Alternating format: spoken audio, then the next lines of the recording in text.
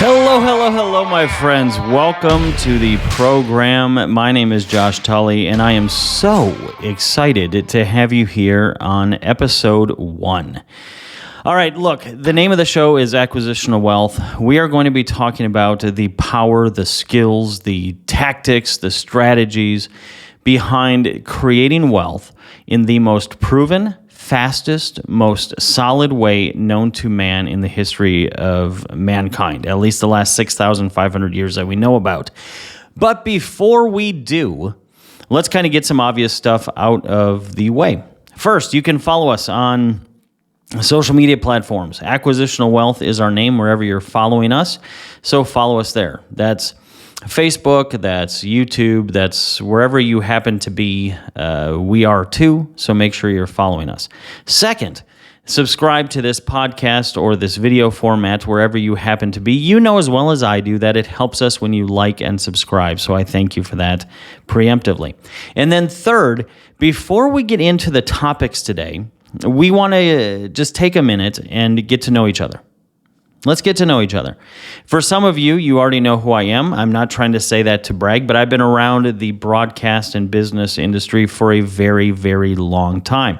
My name is Josh Tully. I guess you would call a serial entrepreneur. I've had dozens, and I mean it, dozens of businesses myself. I have been starting, growing, buying, selling, flipping businesses for now 27 years, since 1995. And it has been by far, actually before 1995, but it's been by far the most rewarding career you could ever ask for. And we're going to dig into that. And I wanted to start with, why did I start another podcast? Because I referenced, some of you might already know who I am. In addition to being an entrepreneur, in addition to that, and I get that this is going to sound like I'm bragging. I won't do this in other episodes, I promise, but I wanted to get this out of the way because I know this program is going to attract an entirely different audience that might not be familiar with me. So,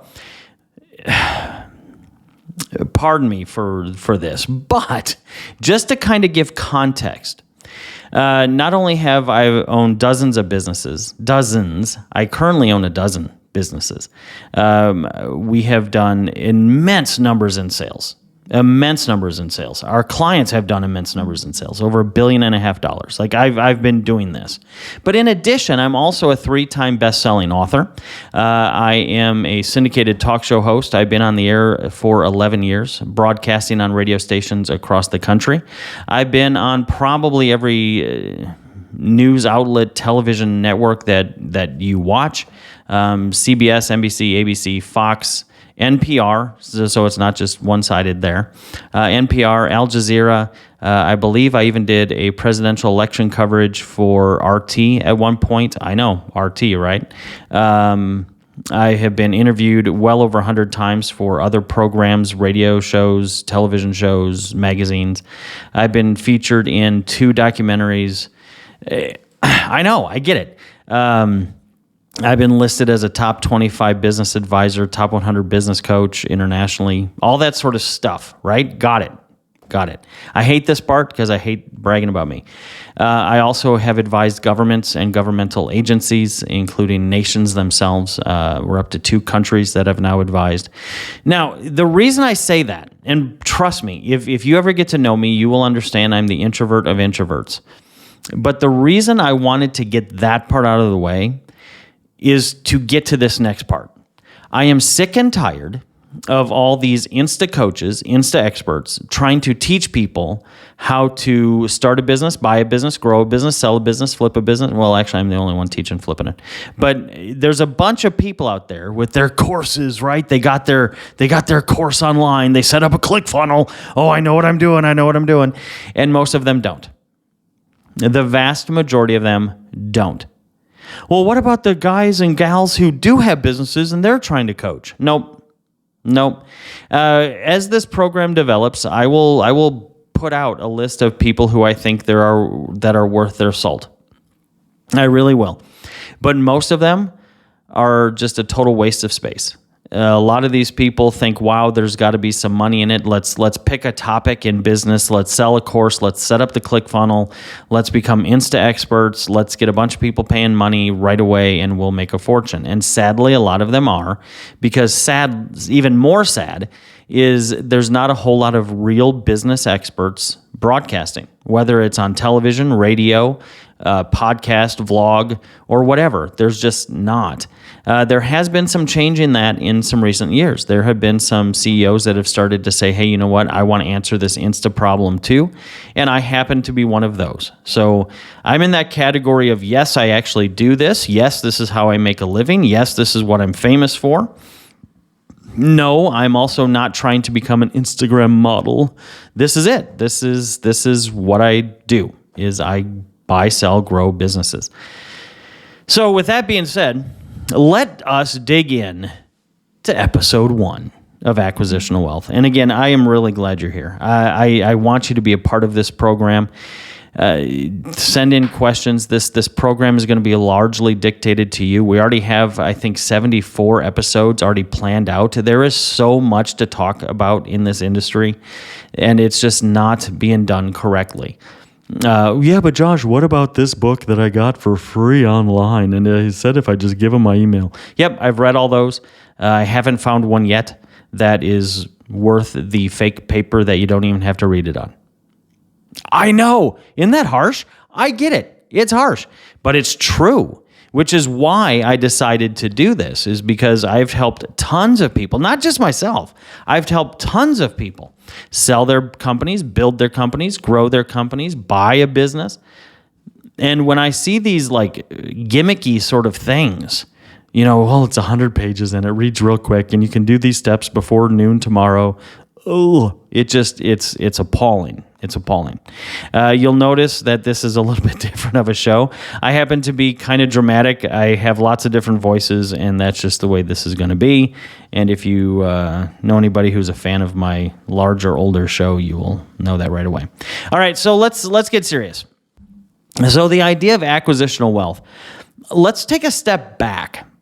Why? Why would I say something like it is the most powerful, fastest, strongest way to create life-changing wealth in the history of mankind? Because it is, and we can prove it. A lot of people, and let me before I get to what I'm about to say, which is going to irritate some people, a lot of people think, well, gold and silver is the way to go. A lot of people think real estate's the way to go. A lot of people think the stock market's the way to go. And unlike some of these other people who are like, it's my way or the highway, I say yes to all of those. I own gold and silver. I own cryptocurrencies. I own real estate. I own stock. Yep. With that being said, because I am in all of those, do any of those hold a candle to buying and selling businesses? No, not even close. Not even close. So let's go back to the idea of the history. What's the history of acquiring businesses? Well, we actually kind of know. We have some really old tablets, 6,000 plus year old tablets that document business sales. And you could say, well, Josh, I mean, don't we have the same thing in real estate? Isn't real estate similar? No. As a matter of fact, I remember when I was studying for my real estate license, because I told you, I'm in that too. But when I was studying for my real estate license, one of the courses was the history of real estate. And it talks about how real estate is really, in all practical purposes, about 500 years old. The reason for that is because prior to 500 years ago, if you were living in, say, Europe or Northern Africa or most of Asia, all of the land belonged to a king, emperor, warlord, some dude with more weapons than you, and he owned it, period. You just happened to live on it. And that changed about 500 years ago. If you lived in what could arguably be a better way of doing society, but a native people's sort of society where nobody owned the land, it belonged to Mother Earth, and we were just inhabitants of it and caretakers, well, you also didn't own the land. This idea of splitting up land and just, some butcher can buy a piece of property is relatively new. When you compare that with business brokerage and buying and selling of businesses, it's not even close. We really do have evidence from 6,000 plus years ago that talks about so-and-so is buying so-and-so's business for X amount. That's the consideration. And it was even brokered by so-and-so.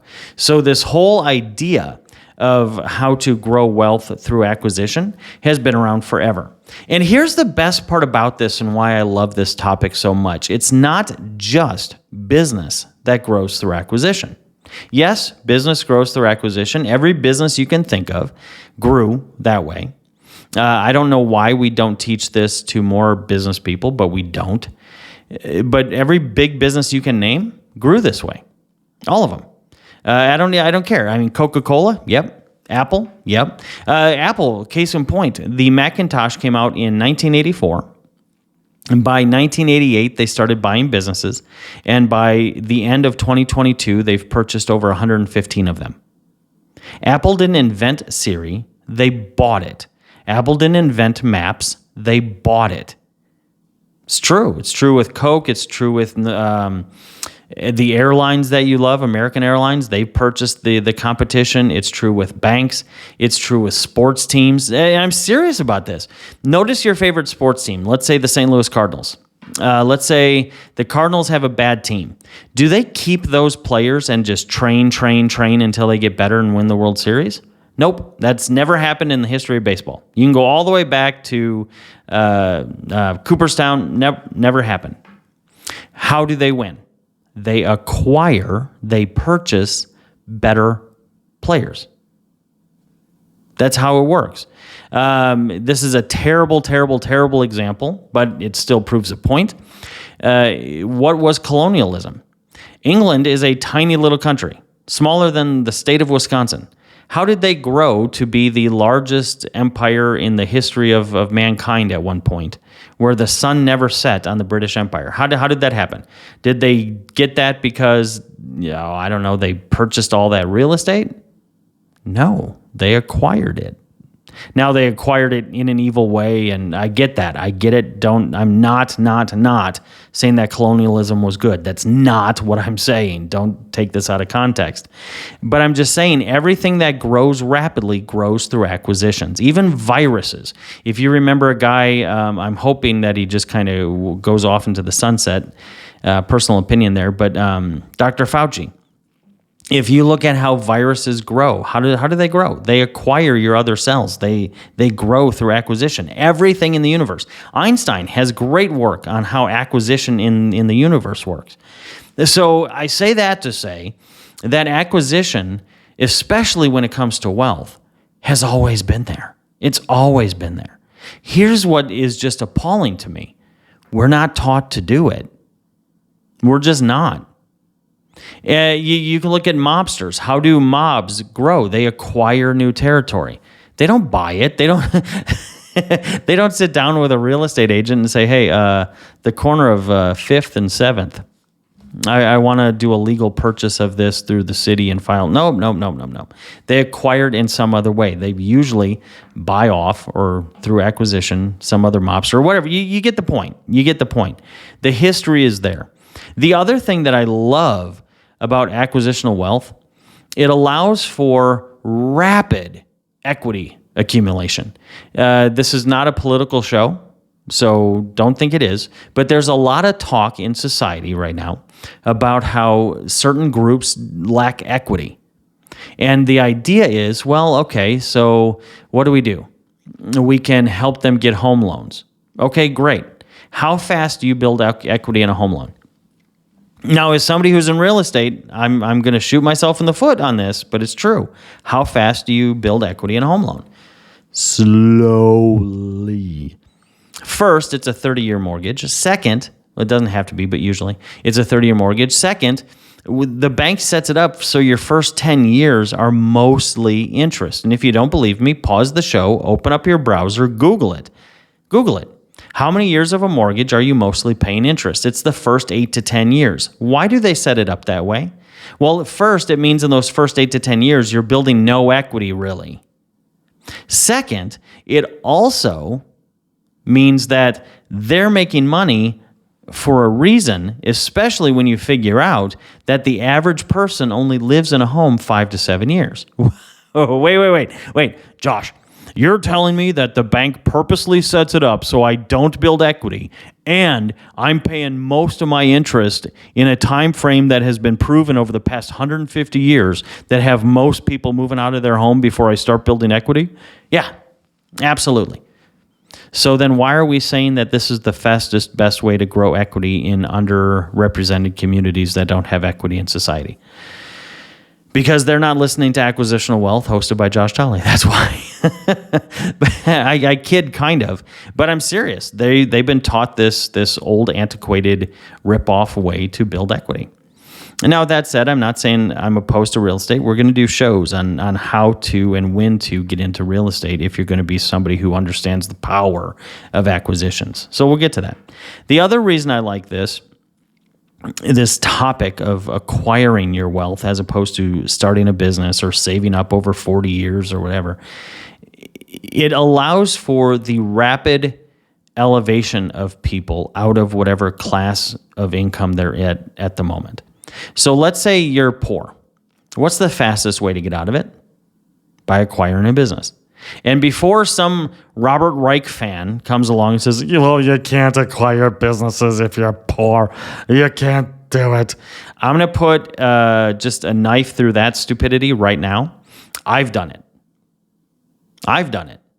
I have been homeless in my past. I know, right? I know. Crazy that somebody would admit that, but it's true. I've been homeless. And how did I get out of it? Bought a business. Well, wait a second. If you're broke, how did you buy a business? We'll cover that. We're going to cover that in a show. This first introduction is to really kind of just stir the conversation, to get you kind of thinking outside of what they've taught you to think, even in business school. So we're gonna talk about that. But it elevates people out. And I've seen so many people go from like middle class, and I'm kind of suggesting air quotes when I say middle class, because middle class isn't what you've been taught it is either.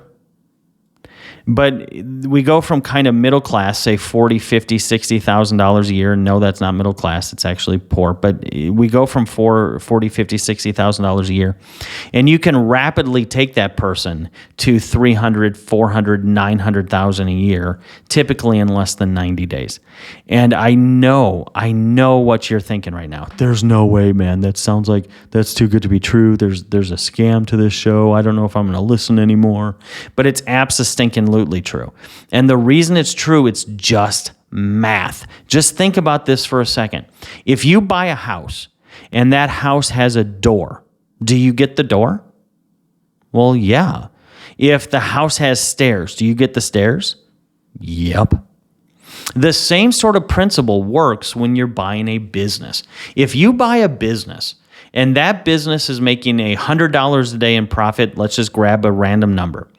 And Sunday, it made $100. Monday, you buy that business. And that business makes $100. Whose $100 is that? Yours. It's yours. That's your $100. As soon as you close on a business, everything that came with that business now belongs to you, including whatever money you two decide to leave in the bank. And yes, I really mean that. So when you buy a business, it can rapidly take you from $40,000 a year to $400,000 a year. Yep. The other reason I like it is really there's a massive opportunity for immigration. We're going to cover that. Oh my gosh, when we get to that episode, it's going to change how you look at immigration. I don't care if you vote Democrat or Republican. I'm going to scramble your egg when it comes to entrepreneurship, acquisitional wealth, and how both of those things lead to a different perspective on immigration. So we're gonna talk about that. We're also going to talk about some common misunderstandings. And there's a lot of them when it comes to this topic. Part of that is because there's so many terrible books, so many Insta experts, so many people with podcasts and YouTube channels and Instagram sponsored content that want you to believe some things that are just not true. And we're going to cover some of those. One of the big ones that we're going to cover is this idea that a cheap, boring business is safer and quicker than a little bit more expensive, higher profitable business. That's typically not the case. We're going to cover this idea that you don't have enough money to buy a business. We're going to blow that one out of the water. We're going to talk about, well, do I need a different education? Well, Josh, I didn't go to school for running businesses. That actually helps you. It doesn't hurt you. Very, very rarely do I find an MBA who's worth even middle management. Not to offend an MBA. If that offended you, it's okay. Change, grow. But it's absolutely true. Most MBAs were taught to be managers, not owners. Including, well, we'll get to that when we... There's a treat coming. We're going to talk about, well, Josh, what about I don't have experience? Awesome. The most successful businesses that I own are ones that I don't even work in, that I can't work in. One case in point, until 3 weeks ago, 2.5 weeks ago, I owned a clinic. And I'll tell you that story on a future episode too, but suffice it to say, I'm not a doctor, I'm not a nurse, I have no medical degree at all, yet I owned a clinic, and it was one of the largest clinics in the Midwest. So you don't need experience. That's also some sort of hogwash lie. This idea that you can easily find the best businesses to buy on like websites like BizBuySell or something. Hogwash. A hogwash. We're going to cover that on an episode, and how more and more people are realizing, you know what, if I'm going to do this for real, maybe I start by avoiding those. We're going to talk about this idea that buying businesses is not for everyone. It is. Entrepreneurship is absolutely for everybody, and we're going to cover that in great detail. We're going to talk about this idea that, well, should you buy a business with a broker, or should you just try to go it alone? We're going to cover that in great detail. Matter of fact, we're going to do that in multiple episodes. We're going to really dive into that. We're going to talk about this almost seemingly conflicting idea of, do I start a business or do I buy one? That's a huge question for a lot of people. And there are reasons to do both, and we're going to cover that. We're going to talk about you just don't know where to start, and can I do it all by myself, or how do I build a team around me? And that's just 8 or 9 topics. We have 72 and counting to cover with you. That's how great this is going to be. So this is what I want you to do. This first episode, real easy, real light, nothing too hard to digest. We're gonna pin this one on social media, so it's always going to be where people start. But what I want you to do is I want you to think about a couple things. First, if you could write your story all over again, what would it look like? Now, let me be very clear. It is obvious that we're talking about money a lot on this program. I get that, but I want to be very clear. Money is not the most important thing in life. It's not even in the top 10. However, with that being said, money does equip you. Money is a tool.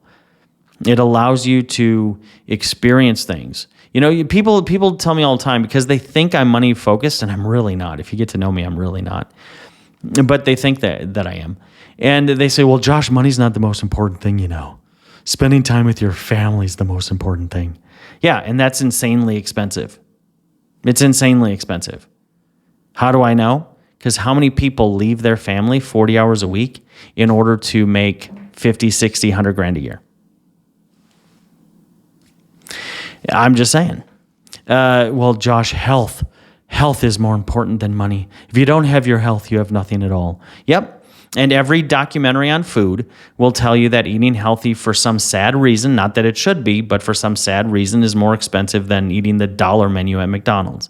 That good healthcare, this isn't how it should be, but it just is. Good healthcare is expensive healthcare. Treatments are expensive. That's money. So we need to stop pretending, right? And the one I love the most is, well, Josh, money's not important to me. Then stop going to work. Would you stop going if they stop paying you? And if the answer is yes, then grow up. Grow up. We have to get real with this issue. So with that being said, let's back up to your assignment. I want you to think, what would life be like if you were to rewrite it? Where would you live? Why would you live there? What would the house look like? Who would you help? How would you help them? How much would you give to the people specifically you would want to help, or the organizations that you want to support? What would you look like? And I know that sounds kind of like, what do you mean, what would I look like? Have you ever seen the Kardashians before they got the money? I'm just saying, you can change how you look. Now, obviously, that's not important to me. Otherwise, I would have hair. For those listening to the audio version of this, Google me. You'll see that I am follically challenged, and I have been for 20 years. But what would you look like, really? What would you eat? What would dinners look like for your kids? What would education look like for your kids? I remember when I was younger, I met this wealthy family, and they said, Josh, and they did home tutors. They homeschooled, but they knew they weren't smart enough, so they hired two tutors at $100,000 a piece. So they got paid more than they were at school. Kids got a better education than if mom and dad did it. And when they learned Spanish, they didn't hire a tutor to teach them Spanish.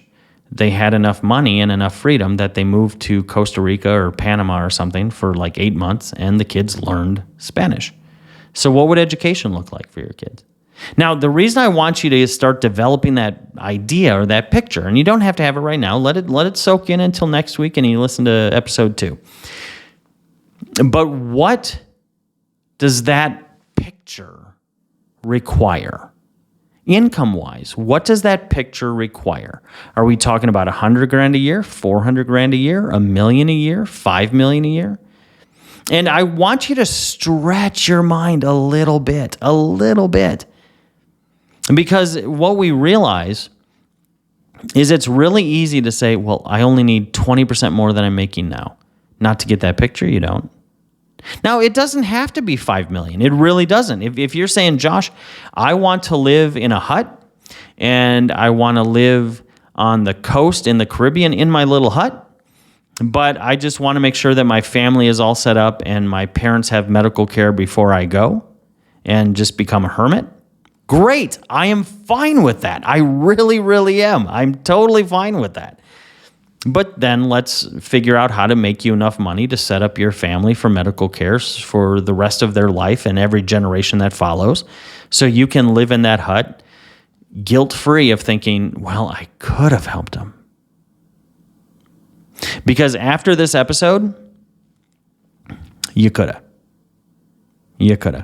Now, the shameless plug, obviously follow us on Facebook. We have a free Facebook group, absolutely free, no catch, no hook, no nothing. It's just a bunch of people getting together talking about this whole idea of buying and selling businesses. So join us there. There is a book coming out by the same name, Acquisitional Wealth. So follow me on social media and our website, and we'll let you know when the book comes out. If you want to buy it, no pressure. You'll find out I'm the least pressure dude you'll ever meet. But if you want the book, that's coming out too. And I know that episode 1's going to live on in perpetuity, so I'm putting that in there even for the future people who listen to this show.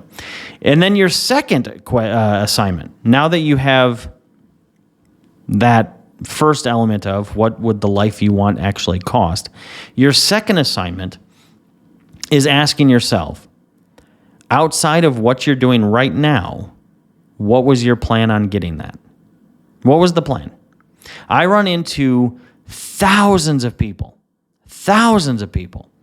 who say, Josh, I would love to do XYZ, and yet they never try to get out of the job that they're in. Nobody in their career has XYZ, but they're not even trying. They're not even shooting their shot. And my belief is, if you don't take a chance, you don't have one.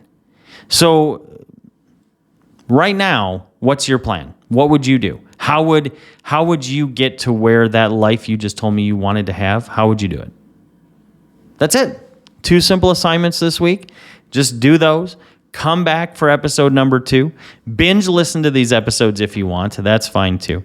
But you can, again, follow our Facebook group, absolutely free. Facebook, just go to Acquisitional Wealth. You'll see the logo that's on this video. If you're watching the video on that page, that's how you know you have the right person or group. And of course, my website is joshtully.com, JOSHTOLLEY.com. And I want to thank you so very much for being part of Acquisitional Wealth, Episode 1.